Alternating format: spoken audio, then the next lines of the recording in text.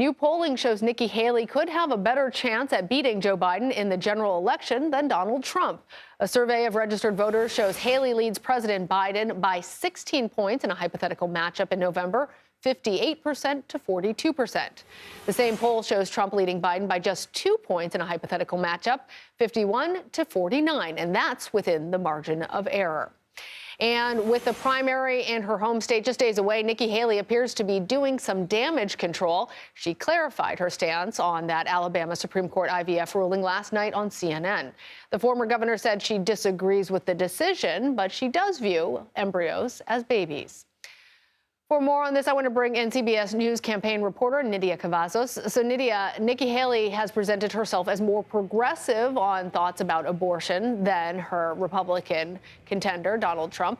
What's going on with her recent comments on IVF? Yes, well, after Alabama Supreme Court ruling just yesterday during her bus tour, Nikki Haley was asked to weigh in on this matter, and she was asked if she agrees with this. And to this, Nikki Haley initially told NBC News that to her, embryos are babies. She specifically said, embryos to me are babies. Now, Nikki Haley was asked, she went on to further talk about how she personally had issues having both of her children, and this is a matter that is really personal, really sensitive, and must be treated with the utmost respect. Haley she went on to also talk about how this is a conversation that women should be having with their partners and with their doctors. But later on, her remarks were enough to cause some controversy over saying that embryos are babies. But later on, during an interview with CNN, she did clarify that at no point did she say that she was siding with Alabama's Supreme Court ruling. Now, on the campaign trail yesterday, Nikki Haley did not address this, and I repeatedly asked her campaign for comment on this, but they're no longer necessarily further speaking on this issue. But all of this is just yet another example on how Nikki Haley treads carefully when it comes to matters on reproductive rights or in itself abortion. And we know that when it comes to abortion, she has always been calling for consensus on this matter, for a better approach when it comes to talking about this issue from both political parties. Well, we are just days away from the South Carolina open primary. Talk to us about how the fact that it's an open primary might impact the race.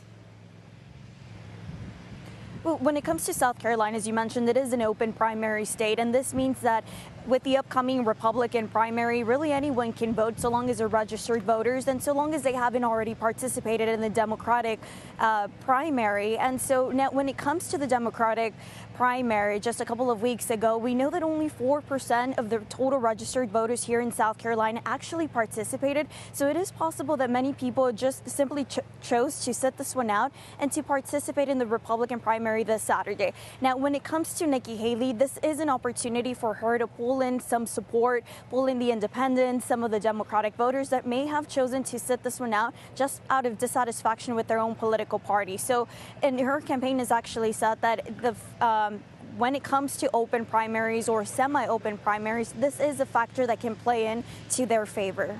Well, the polls don't show her winning her home state, but might winning some counties be enough for the Haley campaign to try and show momentum?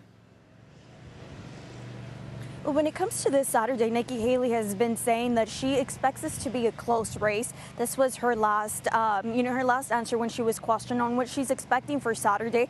And this is in order for her to be able to prove that she is still competitive. So beyond just winning a few counties, her goal, as she has said, is for this to be a close race so she can be competitive. But Saturday's results are not necessarily indicative of whether Nikki Haley will continue. She's made it clear over and over that she's not dropping out. And when people have asked her, she says, I'm not going anywhere. And in fact, yesterday during her rally last evening, she also joked about it and she said, well, I actually am going somewhere, and that's Michigan on Sunday. Her plan is to continue up until Super Tuesday, and then they'll reassess where they're standing. But this is where we're at with the Haley campaign. All right, Nidia Cavazos, thank you.